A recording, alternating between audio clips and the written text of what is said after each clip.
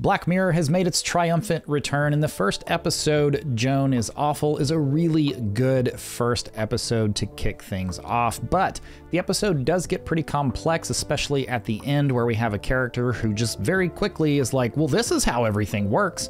And if you're not paying close attention, or like me watching that scene over and over again, it can fly over your head. So I wanted to make this video recapping the events of the episode, and then I'm going to do a bit of an ending explained after the recap. And real quick, I'd love to hear your thoughts on this episode, so be sure to let me know down in the comments.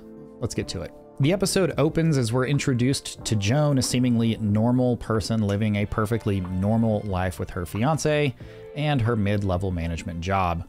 We quickly learn about Joan's ex, Mac, who's in town and would like to meet up with Joan. In a conversation with her therapist, Joan says she feels like she's going through the motions at her work, her home life is boring, and her fiance is vanilla. She admits that Mac was much more exciting, and it's clear that Joan misses that to some degree. She wraps up the session saying she'd like to become the main character in her own life story. After therapy, she agrees to meet up with Mac for dinner, where he tries to win her back and asks her to move with him to San Jose, which she turns down, but not without kissing him first.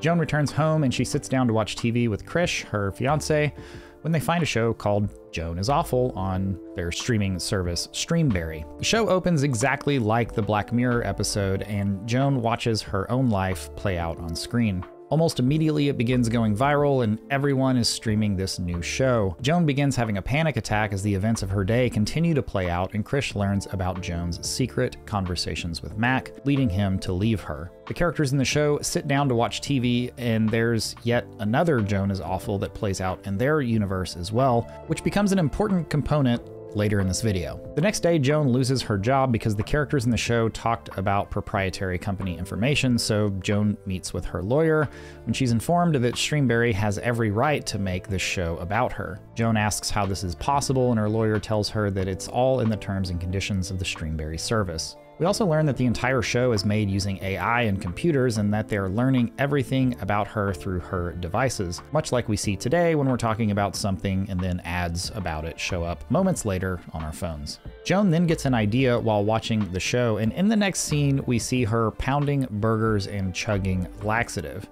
In an act of defiance, she barges into a wedding and unloads her bowels onto the church floor. Joan then celebrates that night as she watches the events play out on screen. After the airing of that explosive episode, we see Salma Hayek losing it with her lawyer. She wants him to remove the episode, but he tells her they can't do it and that they also can't sue Streamberry because of the terms and conditions that she signed. Hayek then visits Joan at her home, and both of them are angry with each other over their involvement in the show. Joan learns that her efforts were futile when Salma tells her that she tried to get the show canceled and she failed. The two then devise a plan to go to Streamberry headquarters and destroy the computer powering the show.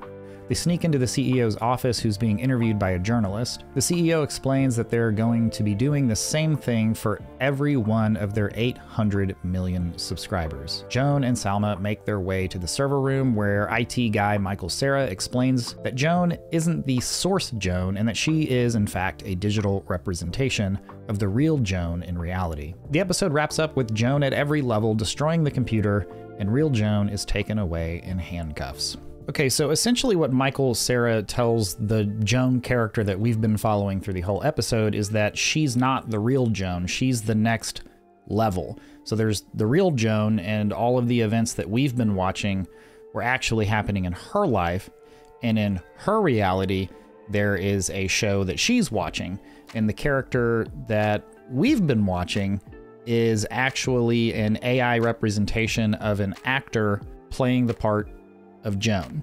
So it gets kind of super meta and like all these different levels and layers, but ultimately there's a real Joan in what we'd consider to be reality that we haven't seen most of the episode, and they are doing to her what we have seen happening to the Joan that we've been watching the whole time. She signed terms and conditions when she signed up for the streaming service.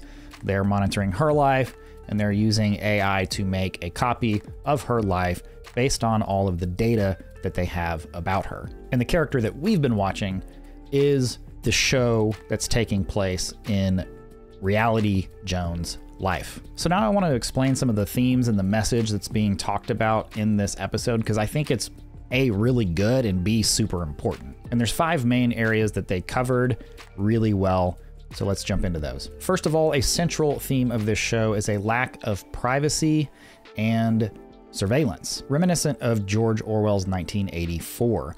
The episode uses the premise of Joan Is Awful to highlight how invasive and powerful technology can be in our everyday lives, especially as AI advances. Joan's life is turned into a TV show without her consent, displaying the power of imbalance between corporations and individuals. Which leads us to the next one, which is the power of terms and conditions. We've all been told our whole lives, you should really be reading the terms and conditions, but nobody ever does.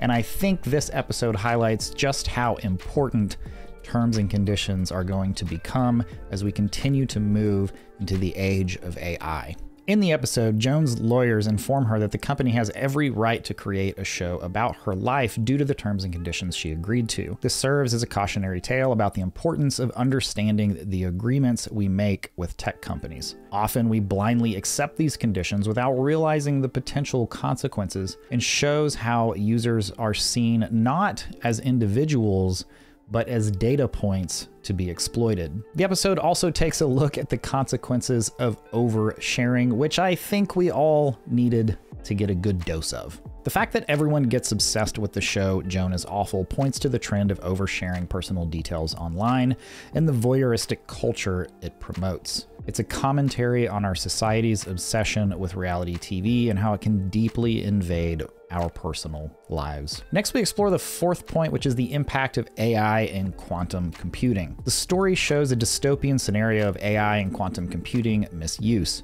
It portrays the possibilities of what these technologies could do if left unchecked, drawing attention to the need for ethical guidelines and regulations, which is literally happening between tech giants and Congress right now. Finally, and what I found to be the most interesting thing about this episode is the topic of AI sentience and ethical dilemma. The fact that viewers connect with and empathize with the main character, who turns out to be an AI representation of Joan, poses intriguing questions about the future of AI. The storyline presents the AI character as so convincingly human that it brings about questions regarding the sentience of AI and how we may have to redefine our concepts of consciousness and identity. It poses ethical dilemmas regarding how we treat AI beings and whether they deserve rights or recognition if they can convincingly replicate human thought, emotion, and personal experience. These philosophical discussions are becoming increasingly relevant as we continue to move into this new age of AI, where we're going to see AI becoming indistinguishable from human intelligence. And this episode brilliantly captures that future ambiguity. Overall, I really liked this episode, and I'd love to hear your thoughts down in the comments, and keep an eye out for more Black Mirror breakdowns right here on this channel. Thanks for watching. See you in the next one.